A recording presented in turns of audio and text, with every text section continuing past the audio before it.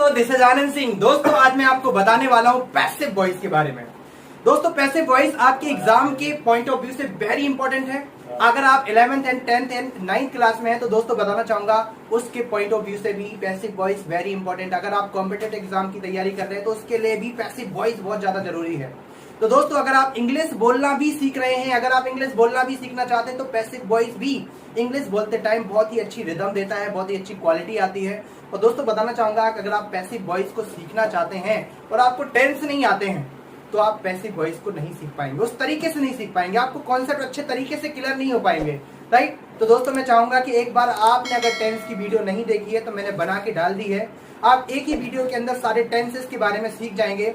Description में उनकी link दी हुई है, आप जाइए और एक बार जरूर वीडियो को देखिए। इसके बाद जब आप पैसिव वॉइस की वीडियो को देखेंगे तो आपको अच्छे तरीके से पैसिव वॉइस क्लियर होगा। तो दोस्तों वेरी अच्छे तरीके से एग्जांपल्स के साथ मैं आपको बताने वाला हूं। तो चलिए ज्यादा टाइम ना लेते हुए आज की इस वीडियो को स्टार्ट करते हैं।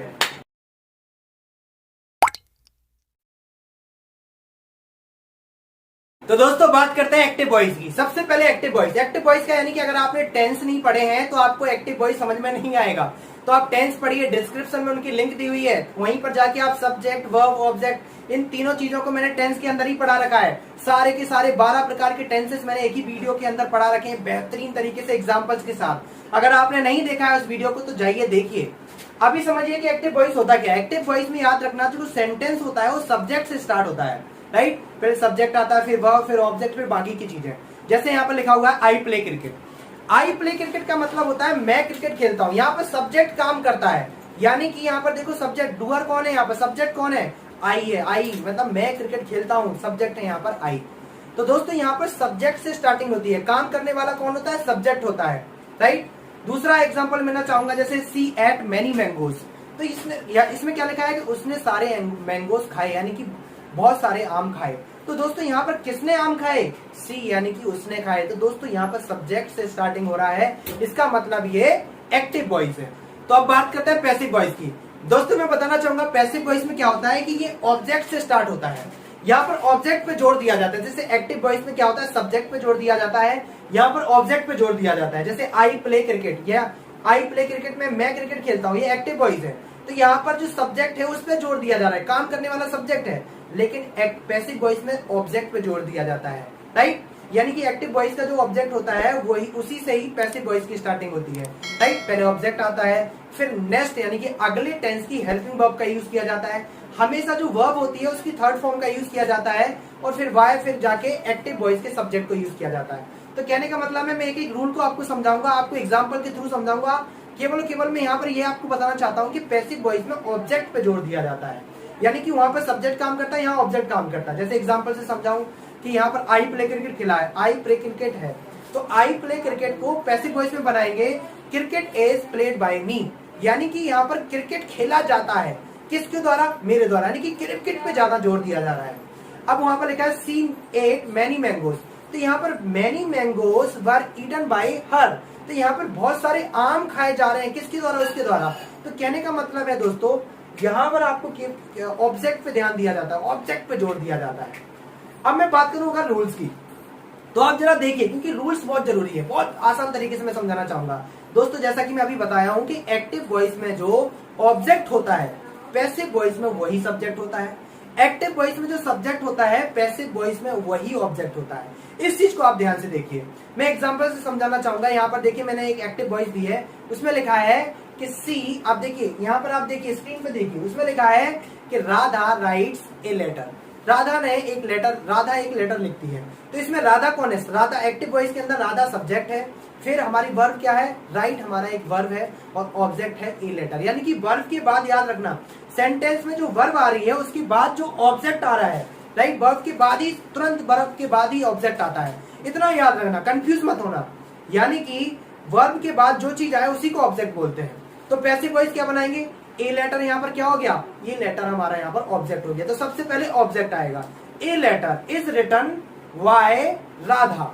तो आप यहाँ पर देखिए राधा लास्ट में आई है, जो सब्जेक्ट थी एक्टिव वॉइस में वो लास्ट में आई है। तो आप समझ जाइए कि यानी एक्टिव वॉइस का जो सब्जेक्ट होता है वो पैसिव वॉइस का ऑब्जेक्ट होता है, एक्टिव वॉइस का जो ऑब्जेक्ट होता है वो पैसिव वॉइस का सब्जेक्ट होता है। क्लियर हो गया ये चीज। नेक्स्ट करना चाहूंगा। नेक्स्ट देखिए यहाँ पर लिखा हुआ है कि दोस्तों आप स्क्रीन पे देखिए, स्क्रीन पे लिखा हुआ है कि हेल्पिंग वर्ब्स क्या होती है दोस्तों, सेंटेंस यानी कि पैसिव वॉइस के अंदर जो सेंटेंसेस होता है उसमें हेल्पिंग वर्ब सब्जेक्ट के अकॉर्डिंग लगाई जाती है, राइट। अगर प्लूरल है तो प्लूरल की हेल्पिंग वर्ब, सिंगुलर है तो सिंगुलर की हेल्पिंग वर्ब। दोस्तों नेक्स्ट बताना चाहूंगा, मैं आपको बताना चाहूंगा यहाँ पर जो प्रीपोजिशन बाय होता है हमेशा ऑब्जेक्ट से पहले यूज होता है। जैसे यहाँ पर देखो वाई राधा, तो राधा ऑब्जेक्ट है यहाँ पर एक्टिव वॉइस का, राधा यहाँ पर पैसिव वॉइस के अंदर ऑब्जेक्ट है, तो सबसे उससे पहले वाई का यूज किया गया है। नेक्स्ट चलना चाहूंगा, पैसिव वॉइस के अंदर मैं आपको बताना चाहूंगा प्रोनाउन का यूज किया जाता है, राइट। तो पैसिव कैसे है मैं आपको बताना चाहूंगा। जैसे फर्स्ट पर्सन कौन होता है, फर्स्ट पर्सन होता है, मैं आपको बताऊं मैं, बोलने वाला मैं और हम क्या होते हैं, फर्स्ट पर्सन होते हैं। और सेकंड पर्सन होता है सुनने वाला यानी कि यू।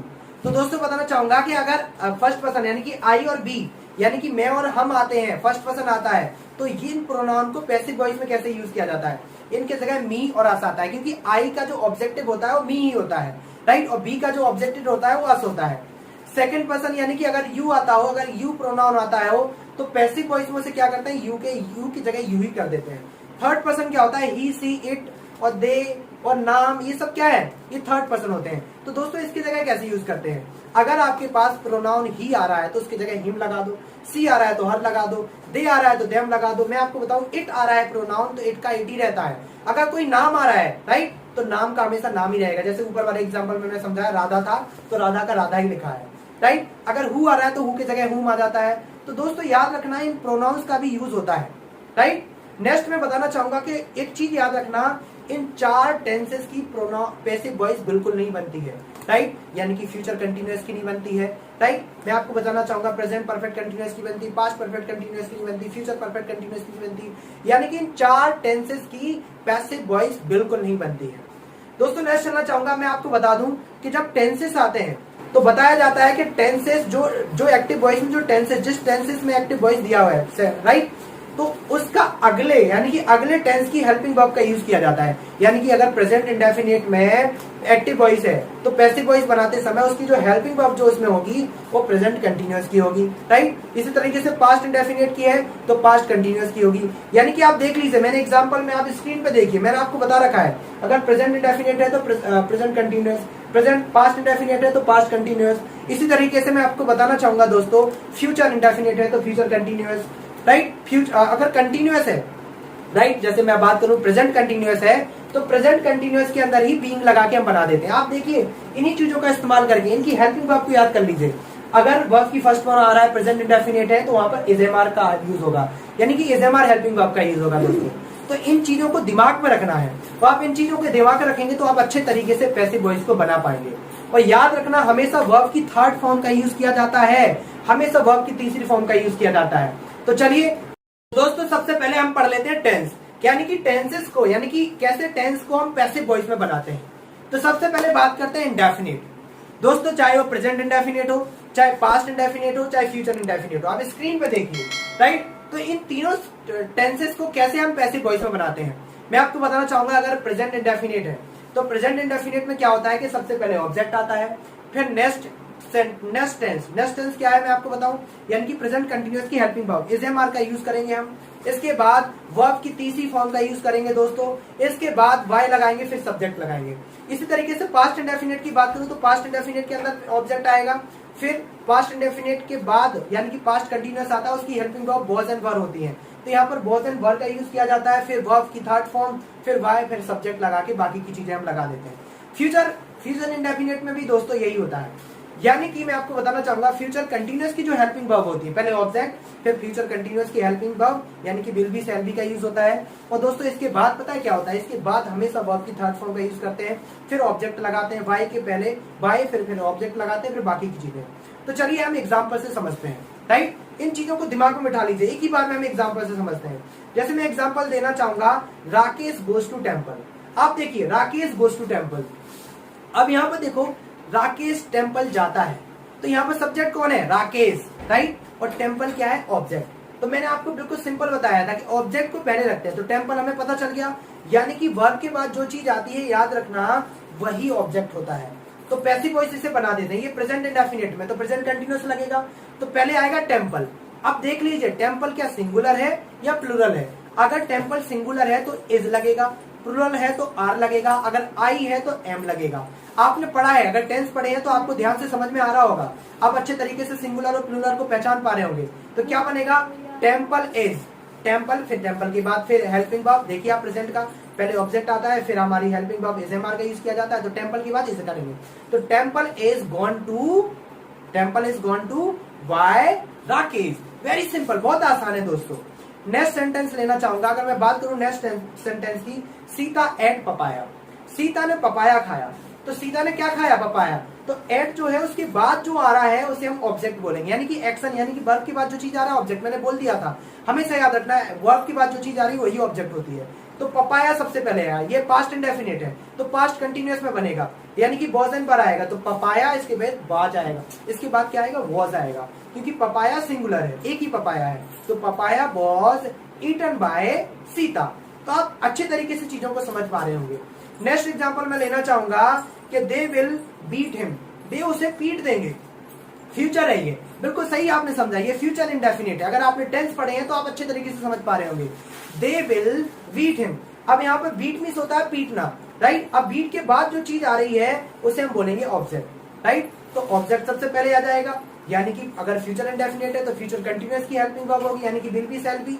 और याद रखना, अब हिम है, हिम की जगह मैंने अभी बताया था हिम प्रोनाउन है, तो एक्टिव वॉइस में, पैसिव वॉइस में क्या होगा, ही आ जाएगा यहाँ पर।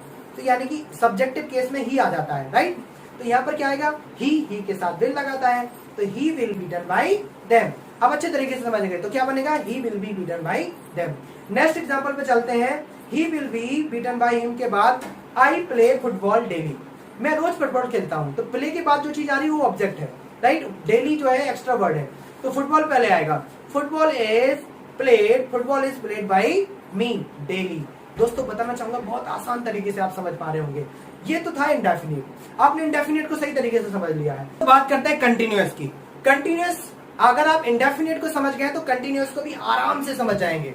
तो बात करते हैं प्रेजेंट कंटिन्यूअस की और पास्ट कंटिन्यूअस की, क्योंकि फ्यूचर कंटिन्यूअस तो होता नहीं है, फ्यूचर कंटिन्यूअस की पैसिव वॉइस नहीं बनती है। दोस्तों बताना चाहूंगा, अगर मैं बात करूं प्रेजेंट कंटिन्यूअस की, तो आपने सुना होगा पैसिव वॉइस में, लोगों के द्वारा भी कहते हुए सुना होगा, बड़ा अच्छा लगता है। पैसिव वॉइस में यानी कि काम चल रहा होता है कंटिन्यू में, जैसे बोलते हैं कि घर बनाया जा रहा है, राइट, यानी कि घर बनाया जा रहा है, कितना अच्छा लग रहा है बोलने भी। तो इन वाले सेंटेंसेस को पैसिव वॉइस में, ये पैसिव वॉइस में हम इस तरीके से बोलते हैं। तो अगर बताना चाहूंगा कि कंटिन्यूअस की पैसिव वॉइस कैसे बनाते हैं, जरा देखिए।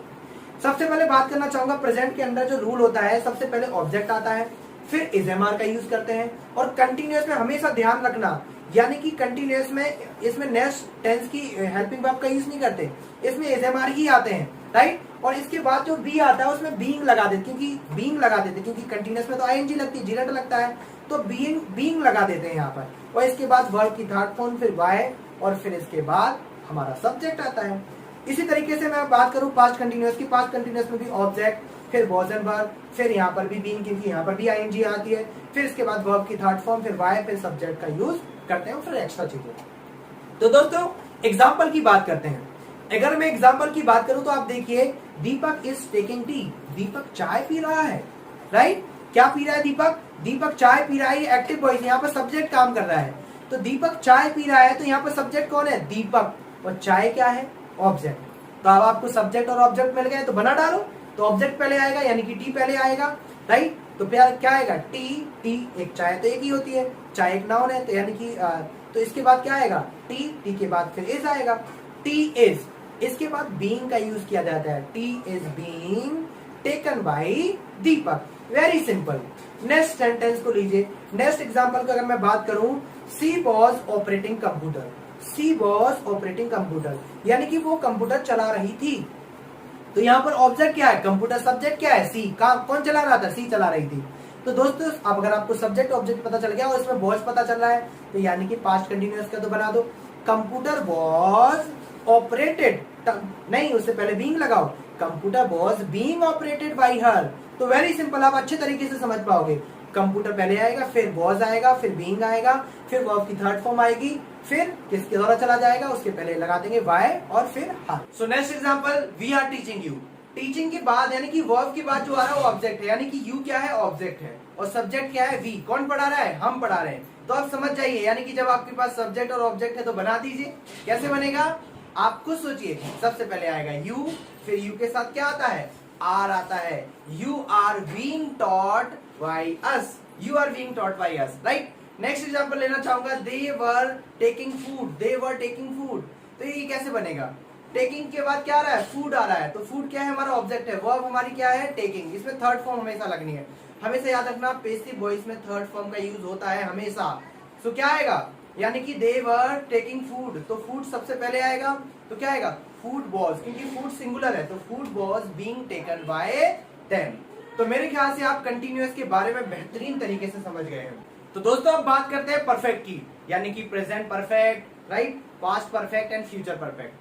तो इन्हें कैसे बनाते हैं, बड़ा आसान है। इनमें एक चीज तो आपको याद ही है कि यहाँ पर वर्ब की थर्ड फॉर्म होती है, तो पैसिव वॉइस में भी वर्ब की थर्ड फॉर्म यूज होता है। तो इतना याद रखना, अगर मैं प्रेजेंट परफेक्ट की बात करूं तो जैसे हम कभी बोलते हैं ना कि मेरा काम हो चुका है, यानी कि जो काम अभी चल रहा था वो परफेक्ट हो गया है प्रेजेंट में। जैसे मेरा काम हो चुका है, मैं क्रिकेट खेल चुका हूँ, तो पैसिव वॉइस में से बड़े ही अच्छे तरीके से बोलते हैं, यानी कि क्रिकेट पे ज्यादा जोर दिया जाता है, मेरे द्वारा क्रिकेट खेला जा चुका है। तो माय डियर फ्रेंड्स, इस एग्जांपल से आप आसानी से समझ पा रहे होंगे, और आपने अगर इंडेफिनिट और कंटिन्यूअस दोनों अच्छे तरीके से समझ रहे हैं तो आपको ये तो और जल्दी समझ में आ जाएगा। प्रेजेंट परफेक्ट में कौन सी हेल्पिंग वर्ब यूज होती है, अभी तक आपने अगर टेंस पढ़े हैं तो हैज और हैव का यूज होता है। तो यहाँ पर हैज बीन हैव बीन का यूज होना है, क्योंकि प्रेजेंट परफेक्ट कंटिन्यूअस की हेल्पिंग वर्ब का यूज होता है। तो हैज बीन हैव बीन यानी कि वर्ब ऑब्जेक्ट आएगा, हैज बीन और हैव बीन का यूज होगा अकॉर्डिंग टू सब्जेक्ट। सब्जेक्ट अगर सिंगुलर है तो सिंगुलर की हेल्पिंग वर्ब यानी कि हैज लगेगा, अगर प्लूरल है तो हैव लगेगा। इसी तरीके से अगर मैं बात करूं तो वर्ब की थर्ड फॉर्म आती है वाई, और फिर सब्जेक्ट लगा के हम इसे कंप्लीट कर देते हैं। इसी तरीके से पास्ट में कुछ नहीं करना है, केवल और केवल हैड बीन लगा देना है, बाकी सेम है। इसी तरीके से अगर मैं फ्यूचर की बात करूं तो विल हैव बीन और शैल हैव बीन का यूज करना है, और आप जानते हैं, राइट, अच्छे तरीके से आपने फ्यूचर के बारे में पढ़ा है अगर आपने टेंस पढ़े हुए हैं। तो चलिए स्टार्ट करते हैं। अगर मैं पहला एग्जाम्पल लूं तो पहला एग्जाम्पल यहाँ पर देख सकते हैं, ही हैज प्लेड क्रिकेट। अब यहाँ पर वो क्रिकेट खेल चुका है, हैज से पता चल रहा है कि प्रेजेंट का है, प्रेजेंट परफेक्ट का है, तो आप बना दीजिए। प्ले के बाद जो चीज आ रही है क्रिकेट, वो क्या है, ऑब्जेक्ट है। कौन क्रिकेट खेल चुका है, ही, वो सब्जेक्ट है। तो मेरे ख्याल से आप समझ रहे हैं। तो इसका आपको जब ऑब्जेक्ट और सब्जेक्ट दोनों चीज पता चल गई तो बनाओ प्रेजेंट का फॉर्मूला। पहले ऑब्जेक्ट आएगा तो क्रिकेट पहले रखो, क्रिकेट एक सिंगुलर है तो हैज लगाओ, cricket has been played, verb की थर्ड फॉर्म में से रखती है, cricket has been played by him. Very next example लेना चाहूंगा, teacher had taught you English. My dear friends, यहाँ पर टॉट के बाद यानी कि वर्ब के बाद दो आ रहा है, यू एंड इंग्लिश। तो इसमें आप कंफ्यूज होंगे कि ऑब्जेक्ट क्या है, आपको कंफ्यूज होने की बिल्कुल जरूरत नहीं है। और वर्ब के बाद जो चीज आ रही है तुरंत वर्ब के बाद, यानी कि टॉट के बाद, टीच के बाद, टीच की थर्ड फॉर्म होती है टॉट, राइट। तो इसके बाद जो तुरंत बाद आ रहा है यू, उसे क्या बोलेंगे हम, ऑब्जेक्ट बोलेंगे। तो हमें पता चल गया यू ऑब्जेक्ट और टीचर क्या है, सब्जेक्ट। तो बना दो, तो क्या आएगा, यू, अब हेड लगा है तो पास्ट परफेक्ट की हेल्पिंग वर्ब है तो हैड बीन आ जाएगा। You had been taught English by teacher, you had been taught English by teacher, very simple।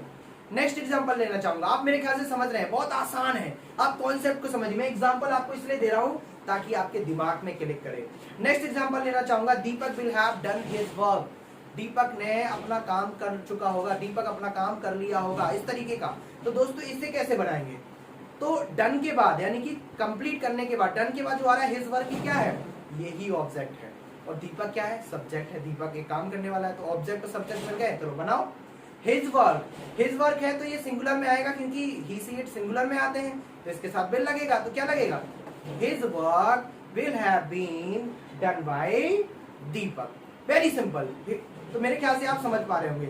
Next example लेना चाहूंगा, वी हैव सेलिब्रेटेड होली, हमने होली मना चुकी है, हम होली खेल चुके हैं। तो दोस्तों यहाँ पर सेलिब्रेट के बाद जो वर्ब आ रहा है, सेलिब्रेट के बाद जो आ रहा है उसे क्या बोलेंगे, उसे ऑब्जेक्ट बोलेंगे, यानी कि होली, राइट। और कौन मना चुका है, हम, सब्जेक्ट भी पता चल गया, तो बनाओ। तो क्या आएगा, Holi has been celebrated by us. तो मेरे ख्याल से आप अच्छे तरीके से परफेक्ट के बारे में भी समझ गए। बार बार आप इस वीडियो को पॉज करके स्क्रीनशॉट लीजिए, मैंने इस तरीके से एक्सप्लेन कर रखा है, जो मैं बोल रहा हूँ स्क्रीन पे भी आपको दिख रहा होगा। आप अच्छे तरीके से इसका स्क्रीनशॉट बार बार वीडियो को देखकर माइंड रिमाइंड करवा सकते हैं बार बार, राइट, ताकि आप कभी ना भूलें। कॉन्सेप्ट बहुत आसान तरीके से समझा रहा हूँ। नेक्स्ट चलना चाहूंगा दोस्तों, नेक्स्ट बात करते हैं मॉडल्स की। मॉडल्स बहुत ज्यादा यूज होते हैं, मॉडल्स वर्ब जैसे कि कैन, कुड, मे, माइट, इन सभी चीजों का, शुड, मस्ट, इन सभी चीजों का यूज भी पैसिव वॉइस में होता है। तो दोस्तों इनका यूज कैसे करते हैं, आपको ज्यादा दिमाग नहीं लगाना है। जो मॉडल आ रही है, जैसे कैन आ रहा है, राइट, चाहे वो कुड आ रहा है, चाहे मे आ रहा है, चाहे माइट आ रहा है, चाहे विल आ रहा है, कुछ भी आ रहा है आपको उसके बाद बी रख देना है। क्या रख देना है? बी, और वर्ब की थर्ड फॉर्म से जोड़ देना। बड़ी सिंपल, वेरी सिंपल। एग्जाम्पल से समझते हैं, राइट। एग्जाम्पल्स की अगर मैं बात करूं, Sita can read the Ramayana. अब यहाँ पर देखो कैन आ रहा है, सीता रामायण पढ़ सकती है, राइट। तो दोस्तों मैं मॉडल्स के बारे में एक बेहतरीन वीडियो बनाने वाला हूँ, जिसमें अगर आप इंग्लिश बोलना भी सीखना चाहते हैं, चाहे आप ग्रामर में परफेक्ट होना चाहते हैं, हर तरीके से आपको मॉडल समझ में आएगी। या पैसे वॉइस में समझते हैं, राइट। अगर मैं बात करूं तो Sita can read the Ramayana, Sita Ramayana पढ़ सकती है। तो यहाँ पर रीड क्या है? रीड के बाद क्या आ रहा है? रामायण। तो रामायण यहाँ पर क्या है माय डियर फ्रेंड्स? यहाँ पर ये ऑब्जेक्ट है। और सीधा सीधा पढ़ सकती, काम करने का काम कौन कर रहा है? सीधा। सीधा सब्जेक्ट है, तो बना दो। कैसे बनेगा? सबसे पहले रामायण आएगा, द रामायण, फिर कुछ नहीं करना है, जो कैन आ रहा है उसके बाद बी रख दो। The Ramayana can be read, my dear friends, read की थर्ड फॉर्म रीड ही होती है। The Ramayana can be read by Sita. Very simple. Next example लेना चाहूंगा, यू शुड स्टडी मैथ्स। आपको मैथ पढ़ना चाहिए, सलाह दी जा रही है, शुड का यूज किया जा रहा है। तो यहाँ पर क्या होगा? यानी कि यू शुड स्टडी, स्टडी के बाद जो चीज आ रही है वो मैथ है। तो मैथ हमारे यहाँ पर क्या है? ऑब्जेक्ट। मेरे ख्याल से आप समझ रहे हैं। तो ऑब्जेक्ट यानी कि यू, आपको सलाह दी जा रही है, आप सब्जेक्ट है, तो आप बना दो। कैसे बनेगा? मैथ शुड बी, मैथ और शुड के बाद बी लगाना है।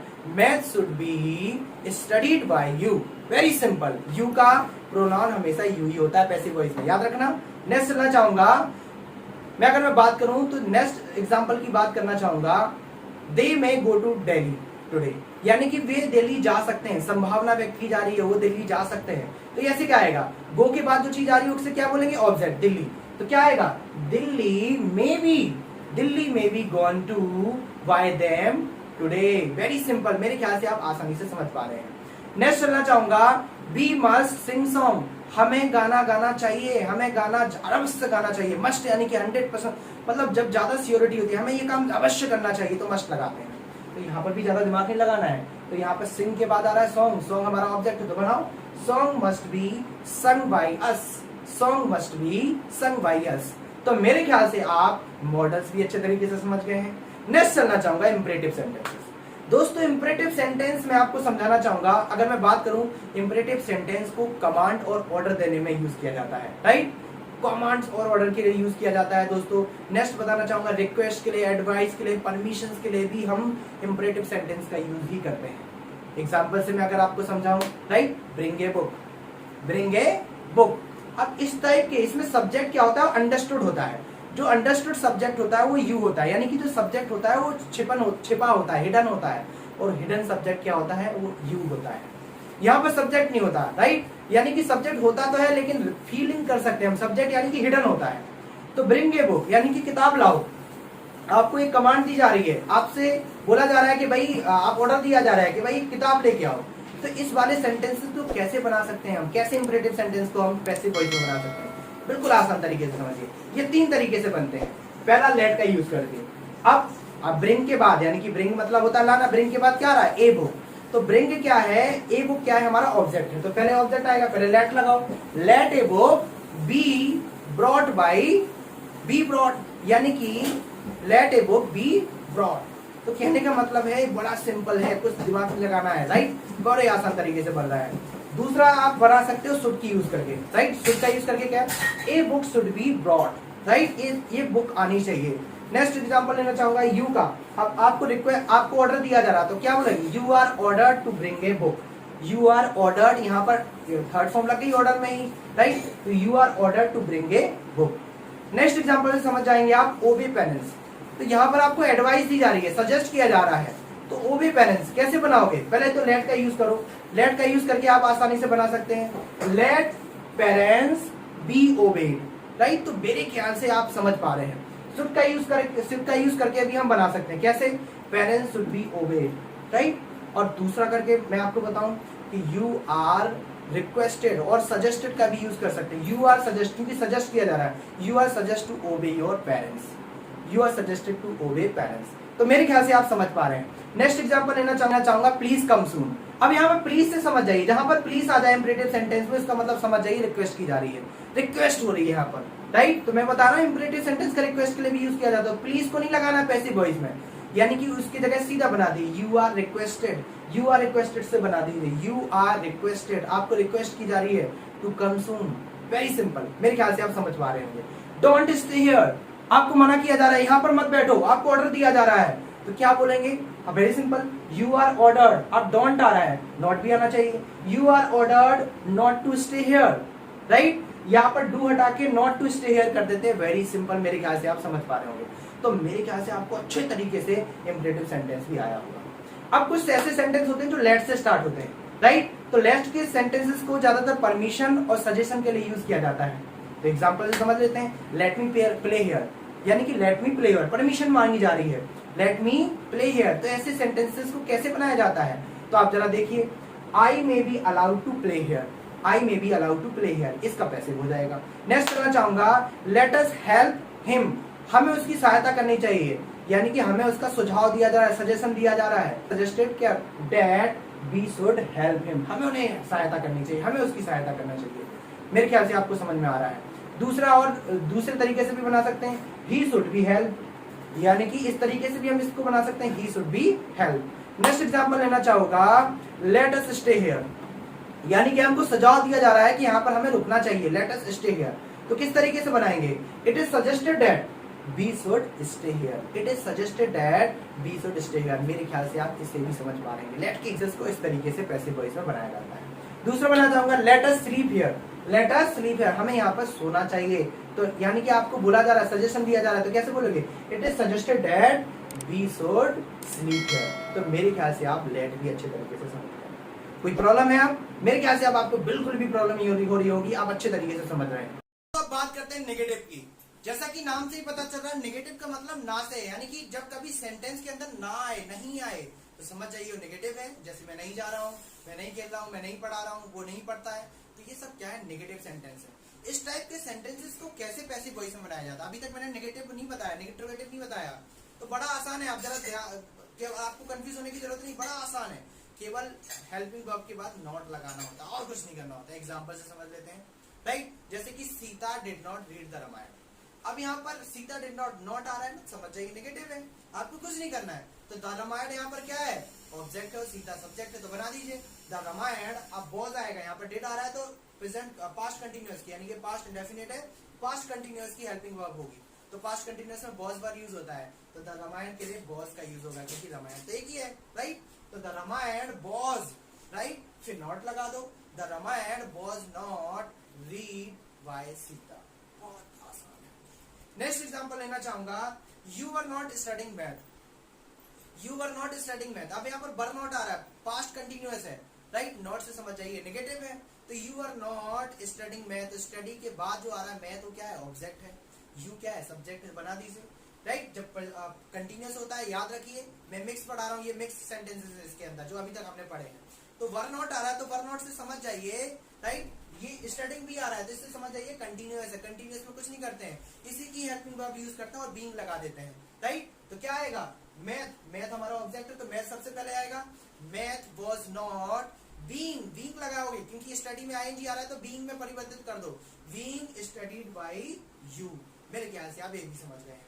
नेक्स्ट एग्जांपल लेना चाहूंगा, they may not go to Delhi today. अब यहाँ पर मे का यूज हो रहा है, मॉडल्स का यूज हो रहा है, तो मे भी लगाना और बाद में वर्ब की थर्ड फॉर्म कुछ नहीं। तो दिल्ली क्या पर ऑब्जेक्ट है, तो बनाइए। तो Delhi may not be, not be लगाओ, फिर बी लगाओ, may not be gone to by them today. Today भी मत लगाओ, टुडे भी लगाना मत भूलो, टुडे भी आएगा, राइट? नेक्स्ट एग्जांपल लेना चाहूंगा, we had not sung song, हम गाना नहीं गा चुके थे, राइट? हमने गाना नहीं गाया था।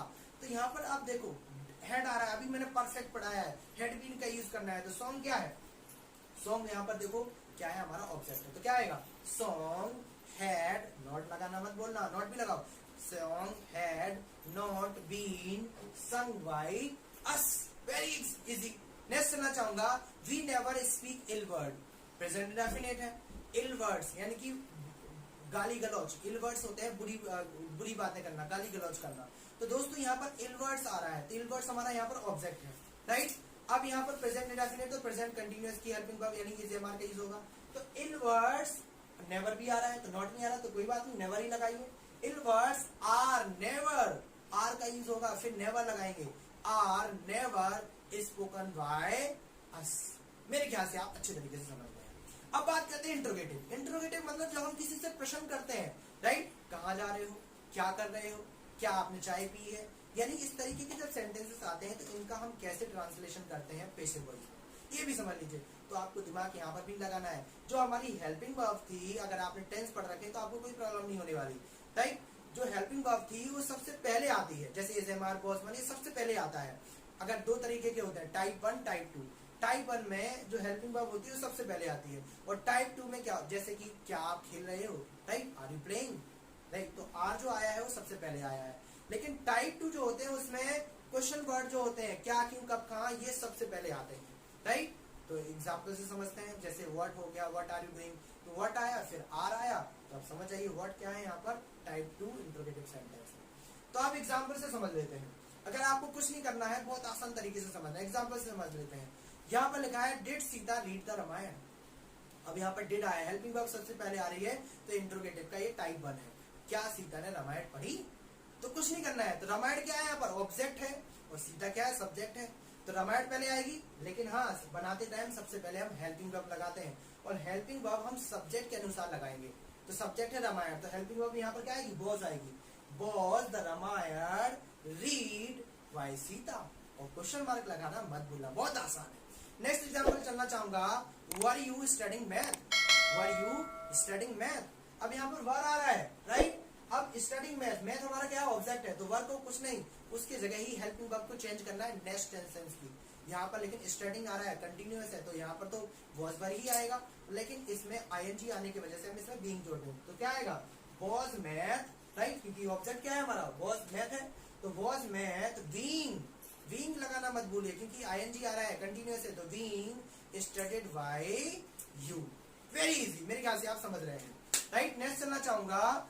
अब नेक्स्ट बात करते हैं, यहाँ पर नेक्स्ट एग्जांपल लेते हैं, why are you learning English, why are you learning. यहाँ पर व्हाई आ रहा है, तो ये टाइप 2 है। यहाँ पर क्वेश्चन वर्ड, हेल्पिंग वर्ब से नहीं, क्वेश्चन वर्ड से स्टार्ट हो रहा है। तो दोस्तों याद रखिए, ये टाइप 2 है, यानी कि इंट्रोगेटिव का टाइप 2 है, राइट। यहाँ पर हम यस नो में आंसर नहीं दे सकते, राइट। तो इन सेंटेंसेस को कैसे बनाते हैं, वर्ड आ रहा है तो वर्ड के वर्ड वही लगा रखा रहना है, उसको चेंज नहीं करना है। अब इसमें एग्जांपल देखते हैं, why are you learning English, तो यू क्या है, सब्जेक्ट है, इंग्लिश क्या है, लर्न के बाद जो आ रहा है उसे इंग्लिश को हम ऑब्जेक्ट बोलेंगे, तो हमें पता चल गया। तो यहाँ पर वर्ड को वर्ड रखो, व्हाट, ठीक, आर आ रहा है, तो आर आ रहा है, तो इसका मतलब प्रेजेंट कंटिन्यूअस में है। अब कंटिन्यूअस की कंटिन्यूअस में ही बनाते हैं, तो आएगा क्या, what is English, what is English being learned by you. मेरे ख्याल से आप अच्छे तरीके से समझ गए हैं। नेक्स्ट एग्जांपल लेना चाहूंगा। नेक्स्ट अगर मैं बात करूं, व्हाट डज ही से, व्हाट डज ही से। नेक्स्ट एग्जांपल लेना चाहूंगा, व्हाट डज ही से। अब यहाँ पर भी व्हाट आ रहा है, तो ये भी इंट्रोगेटिव का टाइप 2 है। व्हाट डज ही से, वो क्या कहता है, तो ऐसे कैसे बोलेंगे इसे, तो वेरी सिंपल, व्हाट का व्हाट लगा दो, what is said by him, what is said bye him, very easy, right. मेरे ख्याल से आप समझ गए हैं। तो क्या बनेगा, what is said bye him, very easy. Next example, question mark को लगाना मत भूलना। नेक्स्ट एग्जांपल चलना होगा, विच मैन गेव यू पेन। अब यहाँ पर गेव के बाद, यानी कि गिव ऑब्जेक्ट, वर्ब के बाद दो ऑब्जेक्ट आ रहा है, यू एंड पेन, तो आपको दिमाग नहीं लगाना है, यानी कि जो वर्ब के बाद तुरंत आ रहा है यू, वही ऑब्जेक्ट है, तो बनाओ। तो क्या आएगा, तो बड़ा आसान है, बहुत अच्छे तरीके से समझ में आएगा। तो why which man were you given pen, very simple, question mark लगा दो। नेक्स्ट एग्जांपल है हु वाले, इस पे एक एग्जांपल लेते हैं, राइट। जैसे मैंने लिखा, हु टीचेस यू इंग्लिश। अब यहाँ पर याद रखिए, हु वाला कॉन्सेप्ट सबसे ज्यादा आता है एग्जाम के अंदर। तो ये कैसे बनेगा, टीच के बाद जो आ रहा है वही ऑब्जेक्ट है, ज्यादा दिमाग मत लगाओ, टीचर्स के बाद जो आ रहा है वही हमारा ऑब्जेक्ट है। तो ऑब्जेक्ट हमें पता चल गया, बस इतना याद रखना, जहां पर हु आए एक्टिव वॉइस में से पैसिव वॉइस में वाई हुम में चेंज कर देना है। मैंने आपको बताया था रूल्स एंड रेगुलेशन, तो वाई हुम कर दो, और नेक्स्ट सेंटेंस की हेल्पिंग वर्ब, नेक्स्ट टेंस की हेल्पिंग वर्ब। तो अब हमारा ऑब्जेक्ट है, सब्जेक्ट, ऑब्जेक्ट क्या है, यू, तो यू के लिए तो आर आएगा, तो क्या आएगा, why whom are you taught English. Very simple, मेरे ख्याल से आप ये भी समझ गए। तो दोस्तों, this is the practice time. आपने अच्छे तरीके से पैसिव वॉइस समझ लिया है। अब कुछ मिसलेनियस सेंटेंस को प्रैक्टिस में लेते हैं, ताकि आपको अच्छे तरीके से ये समरी समझ में आए, यानी कि पैसिव वॉइस जो आज मैंने पढ़ा है वो अच्छे तरीके से समझ में आ जाए। तो देख लीजिए, एग्जांपल में इतने सारे सेंटेंसेस दिए हुए हैं। अब आप इन्हें स्क्रीन को पॉज करके आप इन्हें पहले ट्रांसलेट करके बताइए, क्योंकि अगर आपको अच्छे तरीके से आ गया तो आप ट्रांसलेट भी आसानी से कर पाएंगे, चुटकी से कर पाएंगे, बहुत आसान है। राइट। तो चलिए एक एक करके ट्रांसलेट करते हैं। सबसे पहला क्या है, he gave me a book, he gave me a book. अब ये कैसे बनेगा, अब गेव के बाद जो चीज आ रही है उसे क्या बोलेंगे, ऑब्जेक्ट। तो हमारा यहाँ पर मी क्या है, ऑब्जेक्ट। मी की जगह आई आ जाएगा। ये पास्ट इंडेफिनिट तो बना दो, बड़ा सिंपल है। तो क्या आएगा, I was given a book by him. Very simple. या हम इसे इस तरीके से बना देंगे, ए बुक, अगर ए बुक को लेके बनाना है तो a book was given to me. To me, अगर मी आता है तो टू मी कर देते हैं, given to me by him. इस तरीके से भी बना सकते हैं। नेक्स्ट एग्जांपल आप देख सकते हैं, नेक्स्ट एग्जांपल आप देखो, वहां लिखा है somebody has picked my pocket। अब यहाँ पर someone, none, ये सब जो आते हैं ये पैसिव वॉइस में इनका यूज नहीं होता, राइट। picked के बाद my pocket आ रहा है, ऑब्जेक्ट लेके सीधा बनाओ तो क्या आएगा, my pocket has been picked। बस इतना ही बनाना है, some या somebody, everybody, इन सब का यूज नहीं होता पैसिव में। नेक्स्ट एग्जांपल लेना चाहूंगा, he is to write a letter। अब टू आ रहा है, इन्फिनेटिव टू का यहाँ पर यूज किया जा रहा है, तो यहाँ पर ज्यादा डरने की जरूरत नहीं है। राइट के बाद ए लेटर आ रहा है, इसे ये ऑब्जेक्ट है, बना दो। तो कैसे बनेगा, a letter is to be written by him. Very simple. Next example लेना चाहूंगा, are they singing song. Continuous है, यहाँ पर आईएनजी आ रहा है तो बीइंग लगा के बना देना है।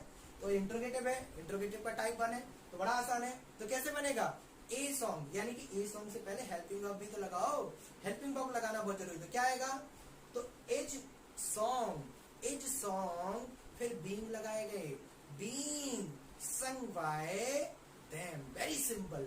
और क्वेश्चन मार्क लगाना मत भूलो। नेक्स्ट एग्जांपल है, हु टोल्ड यू। हु का आ गया है तो इसका मतलब समझ जाइए, वाई हुम कर दो उसके जगह, वाई हुम लगाना है माय डियर फ्रेंड्स। तो बड़ा आसान है, वाई हुम वर यू टोल्ड लगाना है, क्योंकि यू हमारा ऑब्जेक्ट है। वाई हुम were you told. Very simple. Next example देना चाहूंगा, आई नो हिम। अब आई नो हिम आ रहा है, यानी कि ही क्या है, हिम क्या है, हमारा ऑब्जेक्ट है। तो क्या आएगा, he is known to me. तो वेरी सिंपल। तो दोस्तों एक लास्ट एग्जांपल और लेते हैं, none saw her in the garden. तो माय डियर फ्रेंड्स आप देखो यहाँ पर नन आ गया है, तो यहाँ पर हम पैसिव वॉइस में इनका यूज तो करते नहीं है, राइट। तो शो के बाद क्या आ रहा है, हर आ रहा है, तो हर क्या है यहाँ पर, ऑब्जेक्ट है, तो लगा दो, she was not seen in the garden. तो बड़ा आसान है। तो मेरे ख्याल से आप अच्छे तरीके से पैसिव एंड एक्टिव वॉइस को समझ पाए होंगे। तो दोस्तों अगर आपने अच्छे तरीके से समझ में आया है, आपको अच्छा लगा है, तो कमेंट करना ना भूलिए। और ग्रामर में आपको जिस भी टॉपिक पे वीडियो चाहिए, मैं नरेशन पे बहुत अच्छी टॉपिक लेके आ रहा हूँ, आप डायरेक्ट इनडायरेक्ट बढ़िया तरीके से समझ जाएंगे। दोस्तों इसी तरीके से मैं आपको हर ग्रामर की हर टॉपिक पे वीडियो लेके आ रहा हूँ, सिंथेसिस, कंपाउंड, कॉम्प्लेक्स सिंटेक्स, यानी कि ग्रामर में आपको परफेक्ट बना दूंगा। मेरा उद्देश्य है कि आप इंग्लिश में परफेक्ट बने। और दोस्तों इसके साथ ही साथ मैं इंग्लिश बोलना भी आप लोगों को सिखा रहा हूँ। इंग्लिश के ऊपर लगभग 6 वीडियोस, इंग्लिश बोलने के ऊपर 6 वीडियोस मैंने अभी तक अपलोड कर दी है। आपने अभी तक नहीं देखी है तो जाइए, डिस्क्रिप्शन में भी उनका लिंक दिया गया है, आप एक एक करके देखिए और घर बैठे इंग्लिश बोलना सीखिए। तो दोस्तों अगर मेरी वीडियोस आपको अच्छी लग रही है तो लाइक, शेयर, कमेंट और सब्सक्राइब करना ना भूलें, क्योंकि सब्सक्राइब करेंगे तो वीडियो आपके पास टाइम पर पहुंचेगी। तो thank you so much, keep learning.